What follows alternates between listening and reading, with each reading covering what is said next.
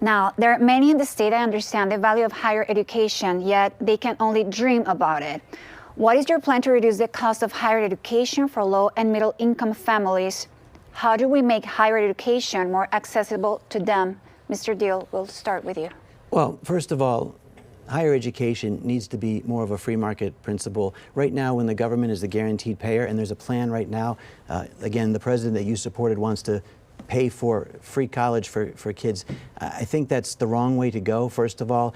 Many people go into the workforce directly out of high school that don't go to college, four-year college. They work in the trades. Why should they be paying for somebody's college education? But if we create more competition in the education marketplace and ask those colleges also to provide the information to those students about where they're going to be placed. Mass Maritime Academy in Massachusetts does a fantastic job, almost 100% placement. And so there's a tremendous value there. There has to be an ROI, a return on investment for the students going to that college.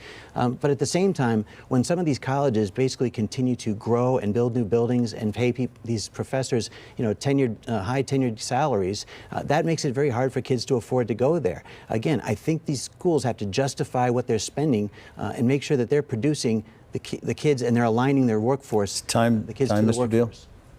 So Massachusetts is home to the first public school in the country, home also to the first public library. We are proud of our education here and proud of the fact that we're a state that values our education. It's even in our Constitution. And I am a strong proponent of public education. My opponent wants to return to the days of Betsy DeVos, who my office had to sue time and time again for ripping off students.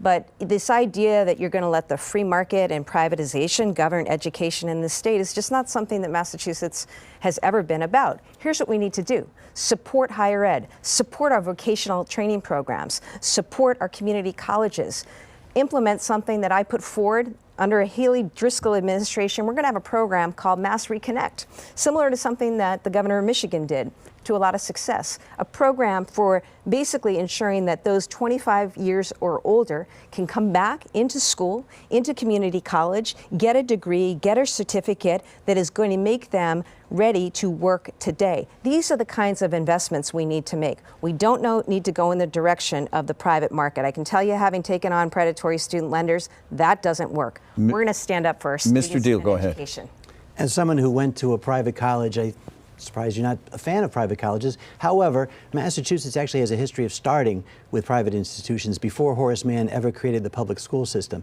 So again, when you say that private schools aren't the solution, I disagree. In fact, my plan for school choice is going to allow parents who feel like right now, especially when kids are having their reading levels and their math levels drop, it's time for some choice to make sure that parents feel like their kids are getting the value that they should be getting for the education of their kids.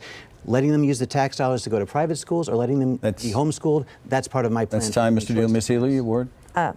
Yes, I went to a private college. You went to a private college. The question wasn't about private colleges. I support private colleges and public colleges.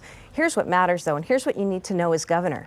The vast majority of students who graduate from our state colleges, community colleges, and universities are going to stay in Massachusetts. I was just out at UMass Amherst the other day. They are training the next generation of engineers for something really important, transportation. We desperately need to fill, I think, close to 2,000 jobs in transportation, engineering, and the like in this state. That's a great example of why we need to support our public higher ed. And that's what I'm going to do as governor. You're not, I will. Actually not true. One of the things I want to do also is focus on vocational training. A lot of the people coming out of high school would like to go right into a technical career, and we have a lot of technical careers heading our way. Of course, with energy and obviously with high tech, the biotechnology industry, some kids can work directly while they're getting that vocational training. So I'd like to increase the vocational capacity. We currently are under. We don't have enough slots for kids to get that vocational training. I think that's something that we want to talk about beyond just the four-year degrees that may or may not be able to stay here. And by the way, when those 50,000 people leaving Massachusetts, a lot of them are kids that after graduating say, I can't afford to stay here.